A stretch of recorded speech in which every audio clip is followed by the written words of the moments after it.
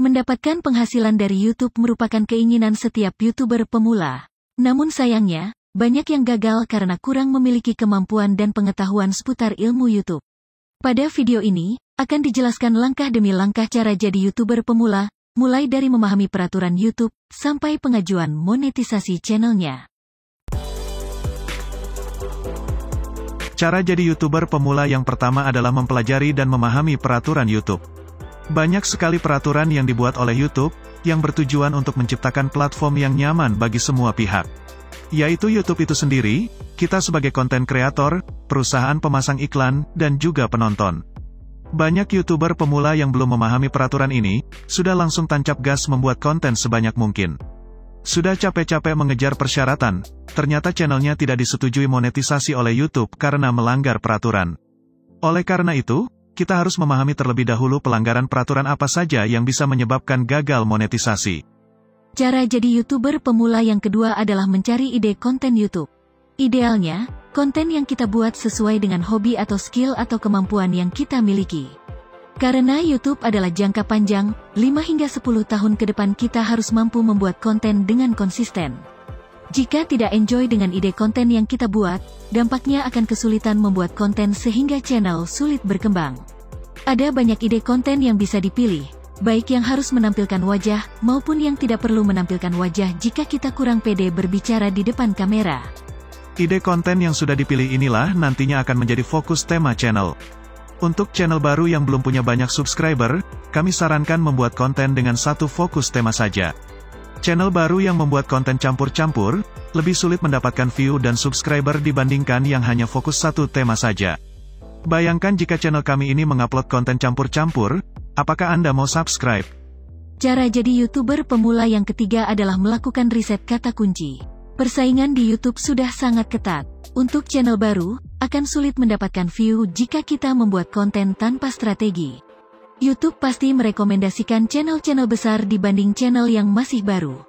Berbeda halnya jika kita menggunakan strategi, yaitu dengan cara membuat konten yang sering dicari penonton, namun persaingannya masih sedikit. Artinya masih jarang konten kreator yang membahas topik tersebut. Inilah gunanya riset kata kunci. Kata kunci adalah kata yang biasa diketik penonton di kolom penelusuran, saat ingin mencari sebuah video di YouTube. Dengan membuat konten menggunakan kata kunci yang persaingannya masih rendah, akan memperbesar kemungkinan video kita mendapatkan banyak view.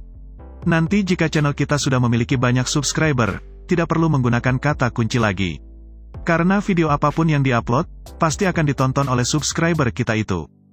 Cara jadi YouTuber pemula yang keempat adalah membuat channel YouTube. Ada banyak hal yang harus disetting saat membuat channel. Di antaranya foto profil, gambar banner, upload default, deskripsi channel, dan kata kunci channel.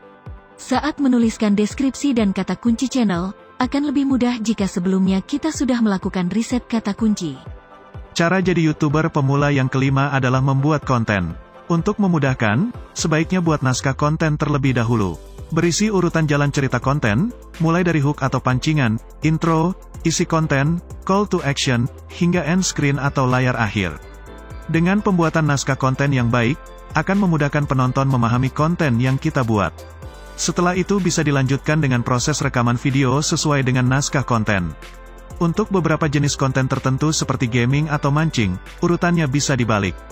Proses rekaman terlebih dahulu, baru setelah itu membuat naskah konten yang menarik berdasarkan rekaman video yang ada. Cara jadi YouTuber pemula yang keenam adalah melakukan proses editing video. Yang dilakukan antara lain membuang bagian-bagian video yang tidak penting dan membosankan penonton, menambahkan video pelengkap agar menarik, menambahkan teks tulisan, dan menambahkan musik background sesuai kebutuhan. Tujuan proses editing video adalah untuk menarik minat penonton agar mau menonton video kita sampai selesai, atau seberapa tinggi retensi penontonnya. Semakin tinggi retensi penonton, maka YouTube semakin merekomendasikan video kita ke lebih banyak orang lagi, dan merupakan salah satu faktor penting agar channel bisa berkembang. Cara jadi YouTuber pemula yang ketujuh adalah membuat desain thumbnail video. Thumbnail adalah gambar yang mewakili video kita, dan pertama kali dilihat oleh penonton. Semakin menarik desain thumbnail, maka memperbesar kemungkinan penonton tertarik untuk klik video kita. Sebagus apapun konten yang kita buat, jika gambar thumbnail ini tidak menarik, maka video akan sulit mendapatkan view. Pada beranda YouTube, gambar thumbnail video kita akan bersaing dengan ratusan gambar thumbnail dari channel lain untuk mendapatkan klik dari penonton, atau seberapa tinggi rasio klik tayangnya. Semakin tinggi rasio klik tayang, memperbesar kemungkinan YouTube mau merekomendasikan video kita ke lebih banyak orang lagi. Cara jadi YouTuber pemula yang ke-8 adalah mengupload video ke YouTube. Yang perlu disetting antara lain penulisan judul dan deskripsi video, upload thumbnail yang sudah kita desain sebelumnya, serta pemasangan end screen atau layar akhir. Judul yang baik selain mengandung kata kunci sesuai hasil riset, juga harus mampu menarik perhatian penonton. Kata kunci yang tertulis di judul dan deskripsi video juga berfungsi untuk membantu YouTube memahami isi konten video, sehingga bisa mempromosikan video kita ke penonton yang tepat sesuai dengan minatnya. Sehingga optimasi yang kita lakukan saat upload, memberikan pengaruh yang besar terhadap performa video. Upload video ke YouTube ini harus dilakukan secara konsisten, sesuai dengan waktu dan kemampuan yang kita miliki. Bisa ditentukan jadwal upload seminggu sekali, seminggu 2 kali, seminggu 3 kali, hingga upload setiap hari. Jika video yang diupload baru sedikit, masih sulit mendapatkan view. Semakin banyak video dengan tema yang sama sudah diupload ke channel, maka semakin memperbesar kemungkinan channel kita berkembang dan mendapatkan banyak view. Sebagian dari penonton ini jika cocok dan terpuaskan dengan konten yang kita buat, maka biasanya akan subscribe ke channel. Cara jadi YouTuber pemula yang ke-9 adalah memahami data analitik. Antara lain seberapa tinggi rasio klik tayang dan retensi penonton yang didapatkan setiap video.